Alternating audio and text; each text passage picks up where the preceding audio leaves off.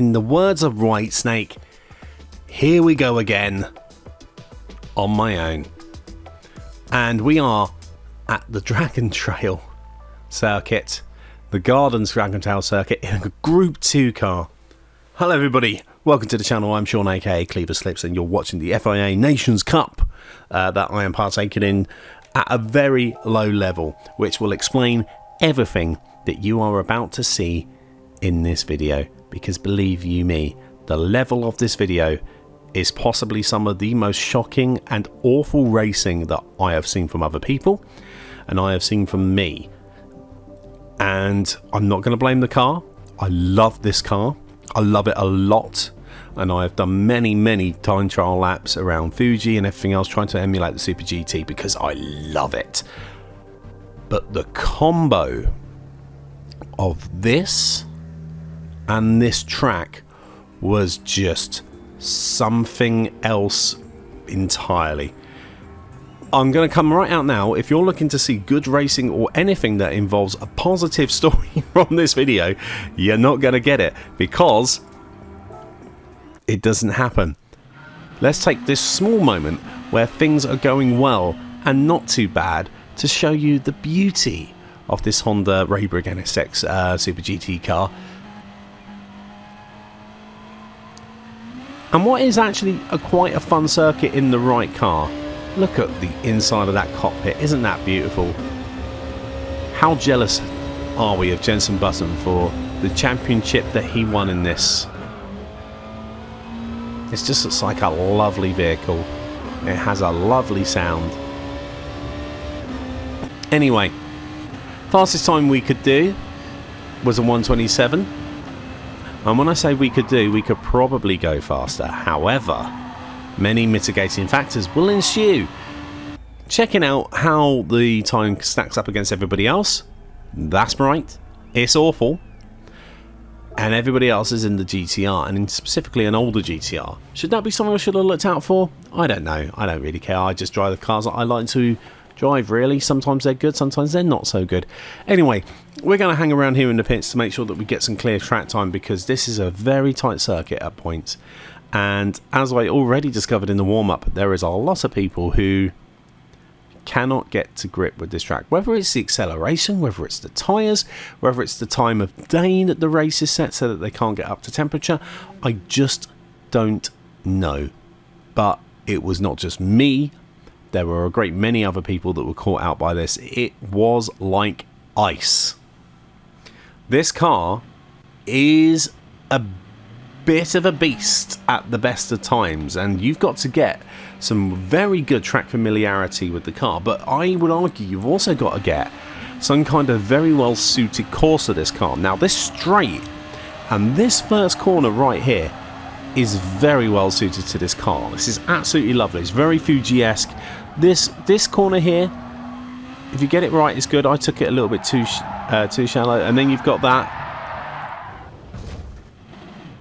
I'm not going to put a spin counter in this because I've not included all of the crashes that I did later on, because you want to push, because you want to get a good time. This part of the circuit, this slightly weird, almost Turkey Formula 1-esque, constant four corner but constant right bend, tricky. Best time we got was no time, and we started almost rock bottom. Let's get the traction control 1-to-1 for the start of this race. This is going to be carnage. We begin.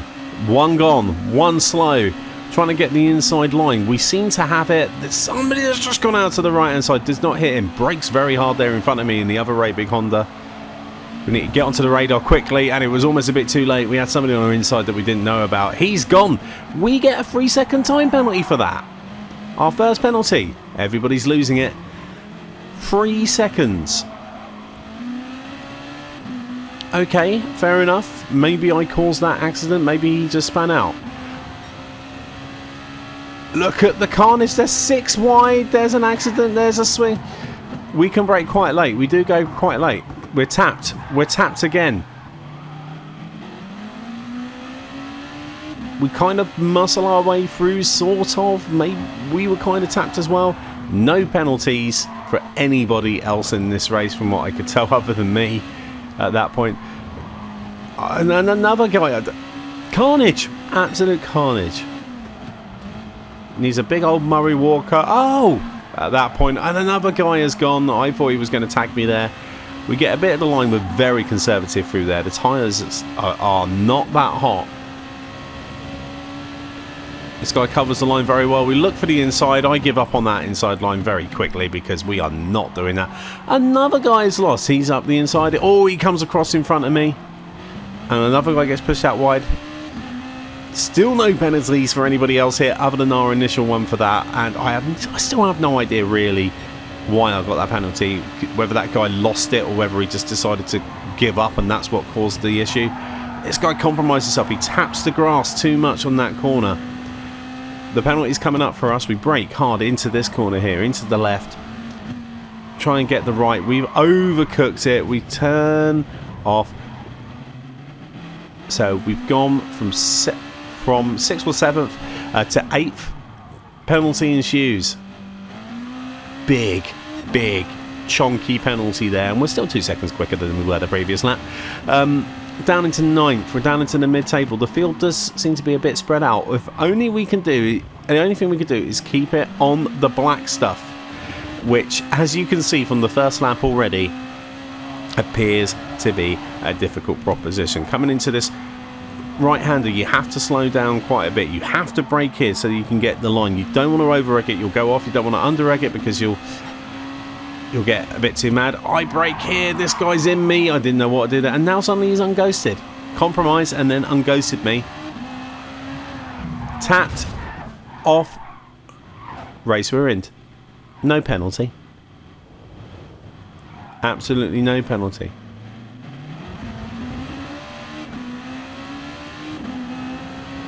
Forgive me if you've heard this story before on this channel. But here we go again in what is going to be a race that, if I wasn't doing a video about it and I hadn't already done several others about it, would undoubtedly, if not at this point, been rage quit, but would have been rage quit later on. I'm not going to show you every mistake that was ever made. We managed to get up a place because somebody else crashes and burn. We go round the outside and I'm very happy with this one until this guy punts me off by cutting up the inside. No penalty for you, sir. No, sir. It seems the gods are not our favour. We're tapped again. This time by the guy in the pink car. And we're going to let this play out because, as you can see, it's not just me. I'm not even putting a lot of acceleration on. And if you want to know, I kept traction control on at the 1 meter because, as I discovered from the qualifying, the amount of spinning that was going on, I'd rather have the compromised speed than the lighting up, because this thing will light up, and it did regardless. So here we are, plumb last, and we are getting overtaken. And at this point, I've just given up on the car. I've given up the control. I've given up everything. I can't seem to get it into a place where I can just turn the car around easily. Everything takes time. This is not the right... And it's just pure frustration at this point. I'm not even putting that much on it to get that into that spin. But this is not, for me, the right track car combo. This car is great and it's speedy, but it's almost too responsive for the kind of micro inputs that's needed. And here was the moment where I almost rage quit. I did not rage quit, because as you can see, there's more to this video than that. But just trying to get this in any way, shape or form under control was just a nightmare. And you know what? At this point, it's not as if I've got anything on box. I haven't used all my fuel. Some of the tyres aren't doing that well. Let's just get some fresh rubber on and see if we've got some kind of grip. Do we have some kind of grip that we can utilise here? Will a fresh set of boots do anything for us? Spoiler alert, no.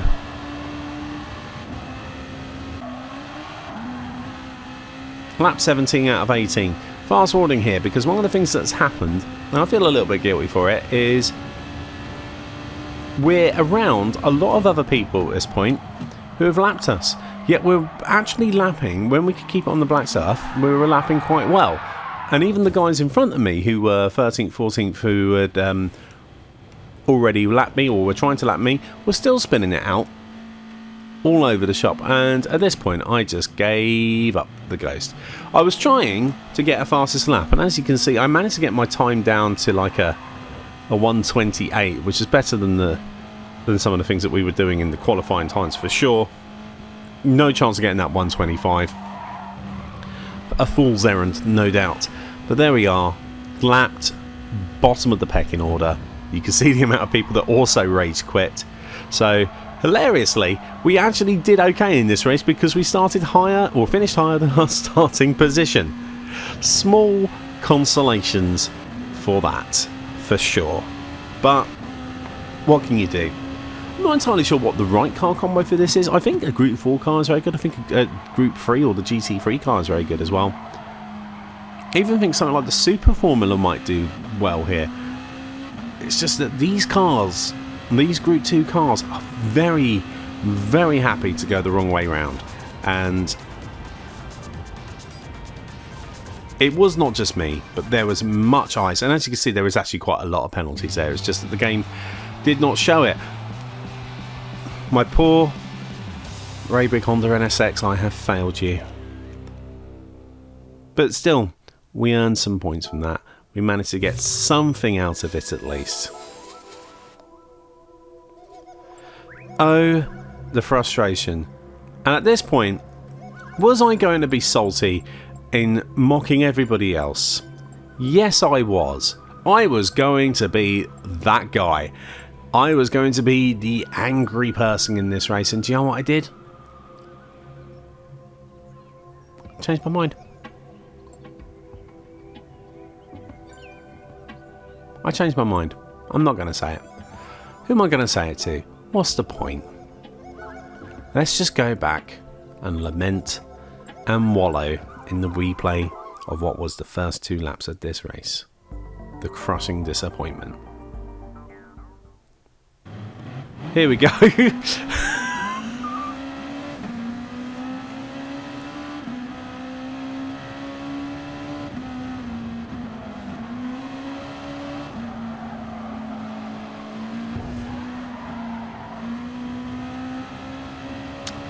That's why I got a 3-second penalty for a guy that sent it massively up the inside and clipped me and then span out.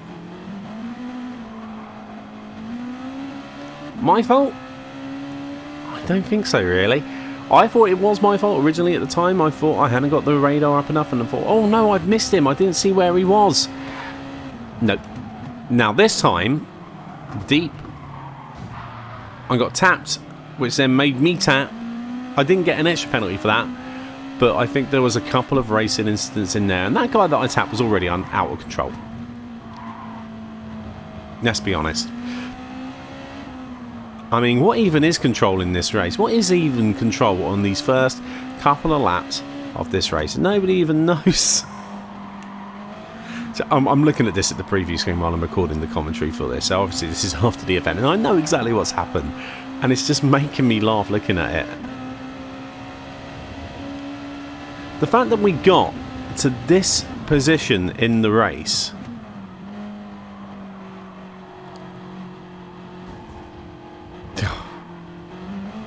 and there we were crunched. Did we spin out after having a little bit of a send? We did not. Still, at this point, if I could have kept it on the tarmac, if I could have been much more specialist at this particular code. And as you can see behind me, people are just still crashing and burning. Punt, it's fine. We survive. Double punt. We do not survive. So I thought I'd cocked up there. I thought I'd made a mistake. No penalties for the guy in front. But it was a punt that put me down into this position. No penalties anywhere. Oh well. What can you do, hey? Oh well, so that was round number 7 of the GT Sport FIA Nations Cup. It was certainly an interesting affair, and I hope it was entertaining for you to watch the carnage that ensued. I can guarantee you, as we look through to see if there are any penalties, there were no penalties. It was not entertaining to race in, not entertaining to drive.